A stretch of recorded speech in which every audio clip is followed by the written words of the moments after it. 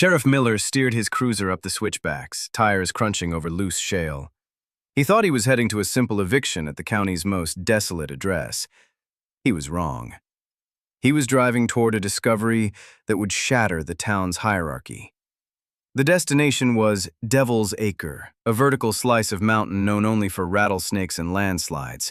Yet the Sterling family, billionaires who owned half the county, were suddenly obsessed with this specific pile of rocks. They had gifted it to Jessica as a cruel joke, a worthless inheritance for a widow they despised. Now the radio buzzed with their lawyers' demands for her immediate removal.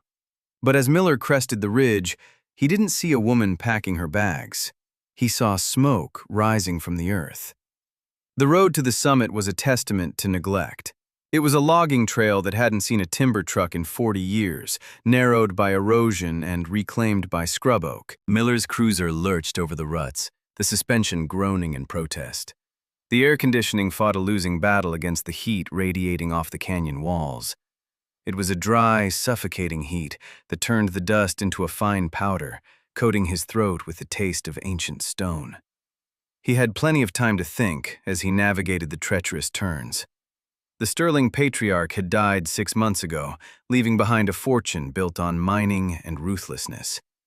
Jessica had been his second wife, a former hospice nurse who had cared for him when his own children couldn't be bothered to visit.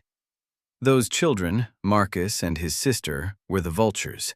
That was Miller's private name for them, though he'd never say it over the radio. They didn't mourn their father, they liquidated him. Miller remembered the gossip from the reading of the will. The Vultures took everything that glittered. They took the mansion on the lake with its manicured gardens. They took the offshore accounts and the stock portfolio. They took control of Sterling Mining, the company that employed half the town. For Jessica, they left the scraps. Specifically, they left her Devil's Acre. It was a piece of land listed on the county survey as non-arable, non-commercial, hazardous terrain. It was a vertical cliff face with no water, no power, and no access. Giving it to her wasn't generosity, it was an eviction notice with a bow on top. They expected her to sell it for pennies or let the county seize it for taxes. They wanted her to disappear, to pack up her grief and leave their kingdom. But Jessica hadn't left. She had towed an old Airstream trailer up this impossible road, risking her life on every switchback.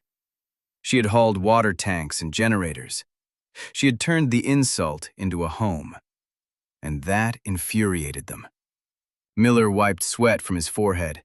He hated being the Vulture's errand boy. Technically, he was here on official business. The Sterlings had filed a complaint claiming Jessica had moved the boundary markers to encroach on their adjacent grazing land. It was a ridiculous accusation. No cow in its right mind would graze on this scree, and the grazing land was just another dusty ridge. But the Sterlings had expensive lawyers who knew how to turn a nuisance complaint into a mandatory police visit. They wanted boots on the ground. They wanted Miller to harass her until she broke. The terrain leveled out slightly as he reached the summit. The wind whipped across the exposed rock, carrying the scent of sage and ozone. Miller expected to find a scene of desperation. He imagined a woman broken by the isolation, perhaps crying in the shade of her trailer, ready to beg for a few more days. He prepared his "I'm just doing my job" speech, the one he used when the law forced him to be cruel. He pulled the cruiser to a halt and killed the engine. The silence of the mountain rushed in, heavy and imposing. It wasn't a campsite he was looking at. It was a fortress. The area around the trailer had been cleared and leveled by hand. A low wall of stacked stones, fitted together with surprising precision, created a windbreak. And there was Jessica. She wasn't crying. She wasn't hiding inside. She stood at the gap in the stone wall, wearing heavy work boots and a shirt stiff with gray mud. Her hair was pulled back, her face streaked with dirt, and her hands were wrapped around the handle of a heavy, square-point shovel. She didn't look like a widow mourning a billionaire. She looked like a sentry guarding the gates of hell. Miller stepped out of the cruiser, boots crunching on loose shale. He kept his hands visible, away from his belt, a peace offering he reserved for cornered suspects. Jessica didn't lower the shovel. In the unforgiving glare of the sun, he could see the toll the mountain had extracted. Her hands, once soft from years of nursing, were wrapped in silver duct tape. Fresh blisters wept through gaps in the adhesive. Her clothes were stiff with gray mud, dried into armor that cracked when she moved. "Jessica," Miller said, voice steady. "Put the shovel down. I'm not here to evict you." She didn't blink. The wind tore at her hair. "Then why are you here? Did Marcus send you to see if I've starved yet?" "It's a boundary dispute." He lied, though it was the official reason. "They claim you moved the survey stakes. They say you're encroaching on the grazing lease." Jessica laughed, a dry sound like a cracking branch. "Grazing lease. Look around, Miller. What is a cow going to eat? Granite? They gave me this dirt as a punishment. Now they say I'm stealing it?" She lowered the shovel, leaning on it like a staff, though her grip never loosened. "They don't care about boundary lines. They care that I'm still here." She pointed a taped finger at the sky. "They fly drones over my trailer at 2 a.m, hover them right outside the window until the battery dies. Last week, someone hiked up here and cut my water line from the main tank. They aren't trying to protect property, they are trying to flush me out." Miller walked past her toward the ridge edge where the iron survey stakes were driven into the rock. He knelt, brushing away loose shale. The metal was rusted and completely undisturbed. The earth around it was packed hard, baked by decades of sun. It hadn't moved an inch. The moss growing on the north side was unbroken. He stood up, dusting off his knees. It was a lie. He knew it. And looking at Jessica's hard, calculating eyes, she knew it too. The Sterlings didn't care about a few feet of rock. They used the law as a weapon. They wanted a police report to declare her unstable, or just a uniformed officer to intimidate her. It was a pretext to get boots on the ground to search for something they couldn't see from their drones. "The markers are fine," Miller said. "I'll file the report. I'll tell them it was a mistake. You won't hear from me again." He started back to the cruiser. He wanted off this mountain. He was going to file the paperwork and wash his hands of the obvious injustice. "Miller?" Jessica called out. Her voice wasn't angry anymore. It was tired, heavy with a weight he hadn't noticed before. He stopped, hand on the hot car door. "Yeah?" "If you file that report, they'll just come up with something else. Next time it won't be a boundary dispute. Next time they'll send a health inspector or a fire marshal. They won't stop until they get what they want." She stepped away from the stone wall, gesturing toward the back of the ridge, where the land fell away into a steep, shadowed ravine hidden from the road. "You're a good man, Miller. You always were, even when you worked security for them. You need to see why they really want me gone. You need to see what they're afraid of." Miller hesitated. The radio in his car chirped, a reminder of the safe world below. But he looked at the widow, standing alone in the dust, her hands bleeding for land that was supposed to be worthless. She wasn't crazy. She was protecting something real. "Show me," he said quietly. Miller followed Jessica away from the sun-bleached expanse of the ridge, stepping carefully over a spine of fractured granite that separated the flat campsite from the sheer drop behind it. The wind, which had been whipping dust into his eyes near the cruiser, died instantly as they descended into a narrow, shadowed fold of the mountain. It was a geological scar, a deep fissure likely opened by the same landslide that had made the access road nearly impassable years ago.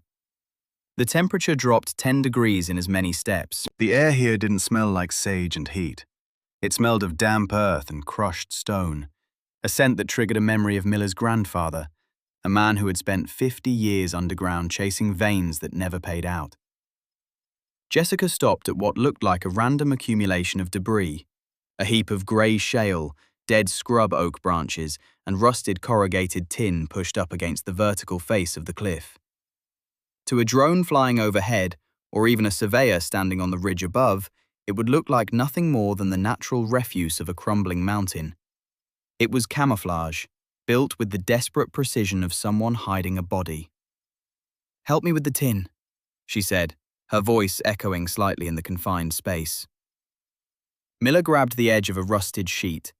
It was heavier than it looked, weighted down from behind. Together they heaved it aside, the metal screeching against the rock. Beneath the tin was a heavy canvas top, the kind used for covering hay bales, stained the same color as the dust. Jessica didn't hesitate. She grabbed the corner, her taped fingers finding purchase in the grommet, and pulled the canvas back with a single, violent motion. Miller expected to see a cave. He expected a stash of stolen goods, or perhaps illegal firearms, something that would explain the paranoia. He didn't expect the mountain to bleed light. The removal of the tarp exposed a fresh cut in the cliff face, a jagged wound where the grey granite had been chipped away. Running diagonally through the dull rock was a vein of quartz so white it looked like bone. And laced through the quartz, thick and heavy, was gold. It wasn't the dust or flakes that tourists panned for in the creek beds below. This was wire gold, a chaotic, crystalline web of metal that seemed to grow out of the rock like a golden moss. It was raw, violent, and undeniably real. The vein was thick, at least 6 inches wide, and it plunged deep into the heart of the mountain, disappearing into the darkness of the fissure. Miller took a step back, his breath catching in his throat. He had grown up in a mining town. He knew what high-grade ore looked like. He knew that men had killed for veins a fraction of this size. This wasn't just a find. It was a geological anomaly. It was a hydrothermal vent that had cooled millions of years ago, trapping a concentrated slurry of precious metal inside a granite vault, hidden until a landslide, and a widow with a shovel, had cracked the seal. "Jesus," Miller whispered. The word felt inadequate.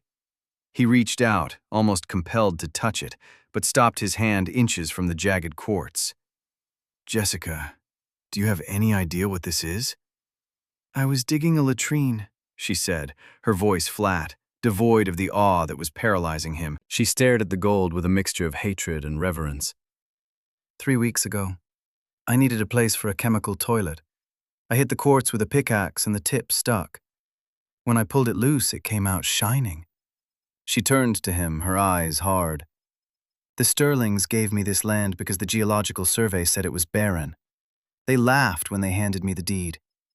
I remember Marcus smirking as he signed it. The deed grants surface and subsurface rights in perpetuity, because they were so sure there was nothing beneath the surface but hell and rattlesnakes." Miller looked from the woman to the wall of wealth she had uncovered. The irony was suffocating. The Sterlings, a family that had strip-mined half the state, had given away the motherlode to the woman they hated most, simply because they were too arrogant to look at the dirt they stood on. "This is millions," Miller said, his mind racing through the logistics. "Jessica, this is tens of millions, maybe more. If this vein runs as deep as it looks—" "It does," she interrupted. "I traced it down another 4 feet before I covered it back up. It gets wider." "You can't stay here," Miller said, the realization hitting him like a physical blow. "You don't understand. If Marcus knows, if he even suspects, he won't just sue you.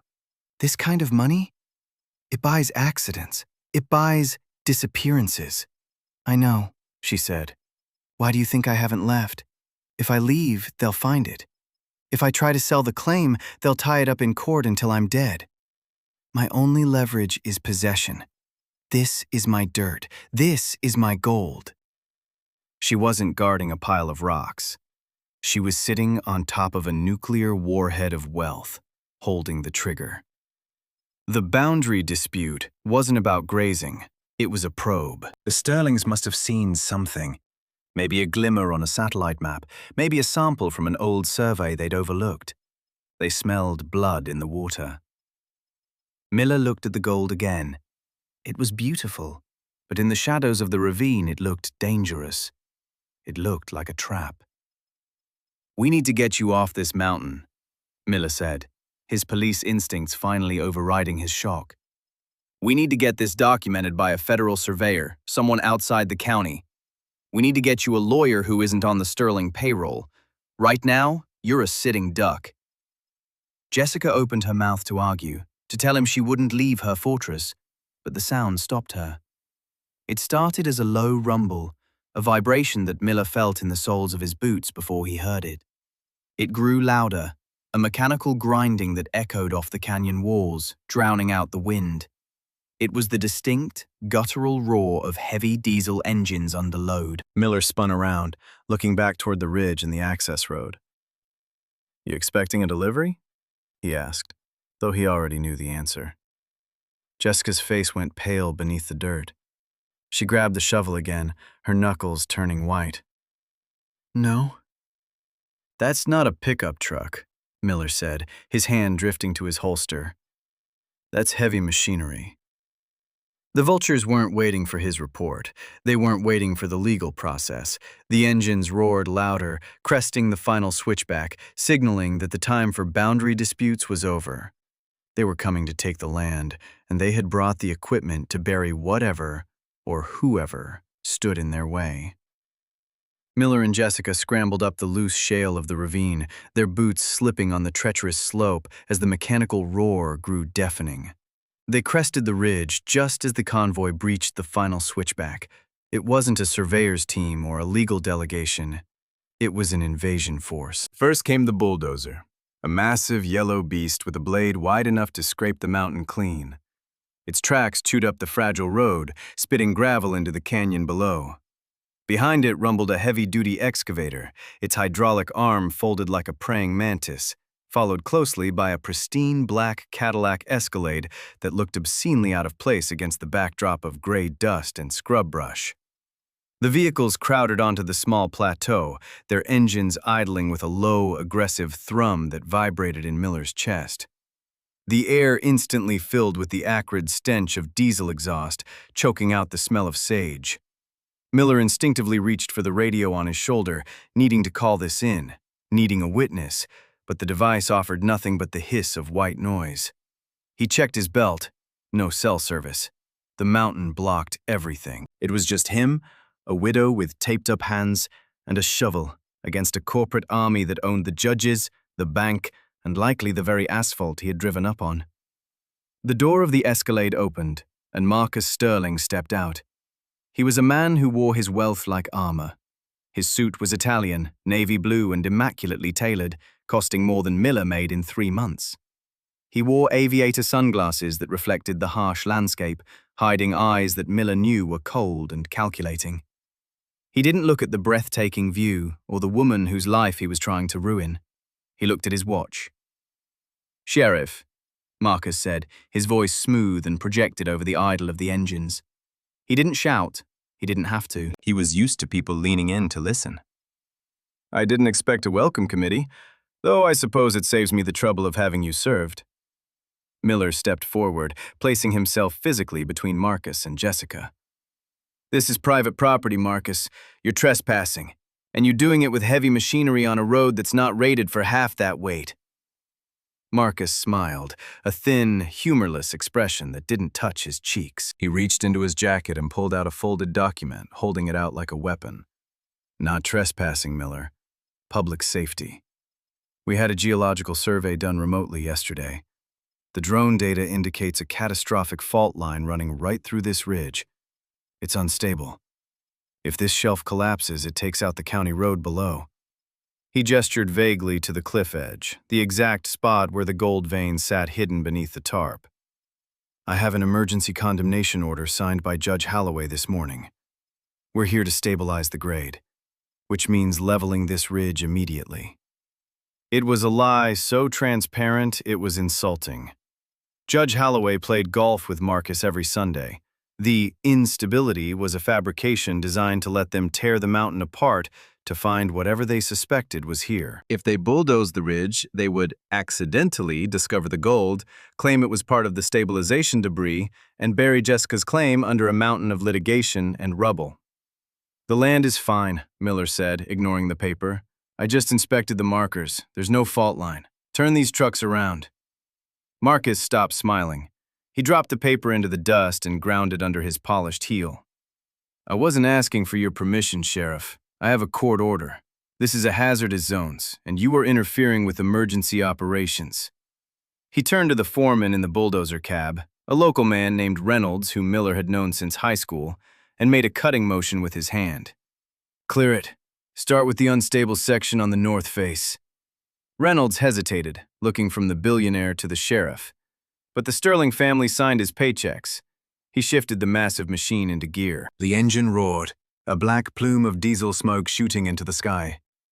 The tracks clanked, metal grinding on stone, and the massive steel blade lifted, aiming directly for the pile of tin and shale that hid the fortune. "No!" Jessica screamed, lunging forward, but Miller caught her arm, pulling her back. "Stay here," he ordered. Miller walked toward the machine. He didn't run. He walked with the measured, terrifying calm of a man who had run out of options. He stepped directly into the path of the bulldozer, 10 feet in front of the blade. Reynolds slammed on the brakes, the machine lurching to a halt. The tracks locked, sliding a few inches in the dust. Miller stood his ground, the heat from the engine washing over him. He stared up at the cab, locking eyes with Reynolds. "Move, Miller!" Marcus shouted from behind him, his voice cracking with genuine anger now. "Get out of the way or I'll have your badge by sunset. Reynolds, push him if you have to. He's obstructing a safety order." The engine revved again. Reynolds was sweating, his hands shaking on the controls, but he looked at Marcus, then back at the blade. The machine crept forward. The steel teeth of the tracks bit into the rock. Miller looked at the blade. It was 4 feet high, capable of crushing a cruiser like a soda can. He looked at Marcus, who was watching with eager, predatory anticipation. They weren't going to stop. They were going to bury the truth, and if Miller stood there, they would bury him too. Miller's hand dropped to his hip. He didn't think. He didn't weigh the legal consequences or the pension he was risking. He drew his service weapon in one fluid motion, leveled it at the ground in front of the massive steel track, and squeezed the trigger. Crack! The gunshot was small compared to the engine's roar, but the impact was absolute. The bullet kicked up a spray of grey dust inches from the bulldozer's tread. Reynolds killed the engine instantly. The roar died, replaced by a ringing silence that echoed off the canyon walls. The wind returned, whistling through the cab. Miller didn't lower the weapon. He kept it trained on the dirt, a clear line drawn in the dust that said, "This far and no farther." "Step away from the vehicle!" Miller's command cut through the sudden silence. The echo of the gunshot still seemed to vibrate in the thin mountain air, a violent punctuation mark that had frozen time. Reynolds scrambled out of the cab, hands raised high, looking like a man who realized his paycheck wasn't worth catching a bullet. He backed away, leaving the machine idling like a subdued beast. Marcus didn't raise his hands. Instead, he ripped the aviator sunglasses from his face, throwing them onto the hood of his Escalade. His eyes, usually cold and calculated, were now narrowed into slits of pure, unadulterated venom. "You've lost your mind, Miller. That was assault with a deadly weapon. I will have your badge and your freedom for this." "I fired a warning shot to prevent a felony in progress," Miller said, his voice dropping to a low, dangerous rumble. He kept his weapon at the low ready. "You claimed this was an emergency safety demolition. Show me the survey, Marcus, right now. If there's a fault line, I want to see the seismic data." "I told you, it's digital," Marcus snapped, stepping closer, invading Miller's personal space with the arrogance of a man who had never been told no. "We don't have time for bureaucratic nonsense. The vibration from these machines alone could trigger a collapse of the mineral shelf. We are trying to save the county road." The words hung in the dusty air, heavy and undeniable. Miller smiled, but there was no humor in it. It was the grim satisfaction of a hunter whose trap had just sprung. "Mineral shelf? 5 minutes ago it was a geological fault. Now you're worried about the minerals? Since when does a pile of worthless granite have a mineral shelf worth stabilizing?" Marcus froze. His mouth opened to speak, but clicked shut. The slip was slight, but fatal. In his anger, he had revealed knowledge he shouldn't have possessed, knowledge that could only have come from illegal prospecting. "You know exactly what is down there," Jessica said. She walked past Miller, stepping into the open space between the lawman and the billionaire. She wasn't hiding behind the badge anymore. She reached into her pocket and pulled out a folded document, a copy of the deed she kept close to her heart. She unfolded it with deliberate slowness, the paper crinkling in the wind. You didn't come to stabilize the land, Marcus. You came to bury the evidence. You found the vein on an old survey, didn't you? That's why you gave me the land? You thought the gold was deep underground. You thought you could drill from the side later and steal it. You thought I was too stupid to dig a hole. "It's rocks, Jessica!" Marcus shouted, his composure shattering completely. The polished executive vanished. In his place stood a petulant, greedy child, his face twisted, turning a mottled purple. "It's my father's company. It's my legacy. You're just a nurse. You don't deserve it." "It's my dirt," she corrected calmly, holding the paper up like a shield. "Read the deed, Marcus. Surface and subsurface rights in perpetuity. You had your lawyers write that so I'd be liable for cleanup. Instead, you gave me the mother lode." Marcus lunged, a desperate grab for the paper, but Miller stepped in, his chest bumping Marcus back hard enough to stumble him against the escalade. "That is enough," Miller barked. "This site is now a crime scene. Attempted grand larceny, destruction of private property, and filing a false police report." He turned his gaze to Reynolds, who was watching the scene with wide eyes. "Reynolds, you have a choice. You can get back in that dozer and help him try to steal $100 million, in which case I arrest you as an accessory. Or you can park that rig across the access road and make sure no one else comes up here until the state police arrive." Reynolds looked at Marcus's twisted face, then at the sheriff. He looked at the gold watch on Marcus's wrist and the dirt on his own boots. He spat on the ground. "I never liked him anyway." He climbed back into the cab and slewed the massive machine sideways, blocking the only exit. Marcus pulled out his phone, his hands shaking violently. "I'm calling the governor. I'm calling the district attorney." "You do that," Miller said. He pulled his own radio from his shoulder. He walked to the edge of the cliff, holding the device high. Static hissed, then cleared into a sharp tone. The elevation had finally paid off. "Dispatch, this is Sheriff Miller. Patch me through to the state mining inspector in the FBI field office. I have a priority report regarding significant mineral theft and corporate fraud. And send backup. Tell them to bring the handcuffs." Marcus stared at him, the phone slipping in his sweaty grip. The mask hadn't just fallen. It had been crushed into the dust. 48 hours later, the aggressive roar of the bulldozer had been replaced by the methodical, rhythmic clink of geological hammers. The dust that had choked the air during the standoff had settled, revealing a scene that looked less like a crime scene and more like a coronation. White government SUVs lined the switchbacks where the Sterling convoy had tried to force its way up. Sheriff Miller leaned against the hood of his cruiser, drinking coffee that finally tasted like victory instead of adrenaline. The state geologist, a woman with dust on her knees and unmasked awe in her voice, handed Miller the preliminary report. It wasn't just a vein. It was a hydrothermal chimney, a vertical column of high-grade quartz and gold that plunged nearly 2,000 feet into the crust. It was a geological freak event, a concentration of wealth that occurred once in a millennia. And it sat entirely, indisputably, within the four corners of Jessica's property lines. The legal fallout was swift and brutal, a mirror image of the cruelty the Sterlings had inflicted for years. Marcus's high-priced legal team had been too clever for their own good. In their haste to ensure Jessica was solely liable for the hazardous terrain, they had drafted the deed with absolute specificity. They verified she owned unencumbered surface and subsurface rights to prevent her from suing them if the cliff collapsed. That specific clause, designed to be a trap, became her ironclad shield. They had handed her the keys to the vault and locked themselves out. The revelation of the gold did more than just enrich a widow. It exposed the rot at the heart of the Sterling Empire. The investigation Miller triggered revealed why Marcus had been so desperate, so reckless with the heavy machinery. Sterling Mining was insolvent. They had leveraged every asset, borrowed against every future projection, and lost it all on bad bets. They needed Jessica's gold to solvent their debts. When the news broke that the worthless lot held the fortune they needed to survive, their creditors didn't wait.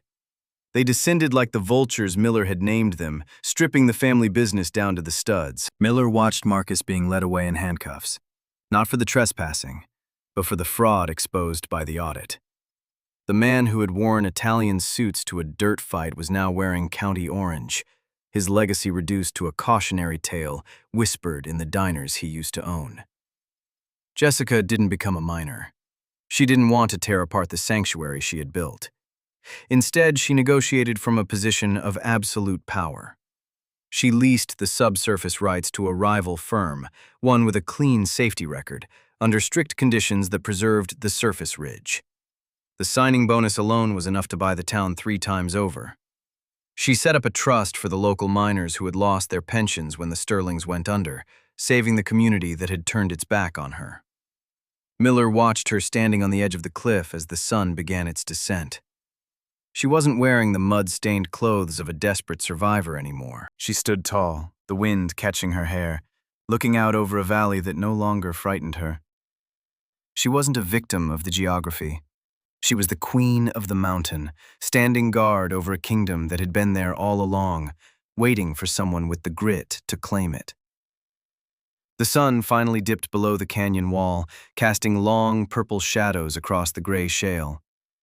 For a fleeting moment, the dying light caught the dust suspended in the air, turning the entire world into a shimmering haze of gold. Marcus Sterling had looked at this land and seen only dirt to be exploited. Jessica had looked at the rock and seen a home worth defending.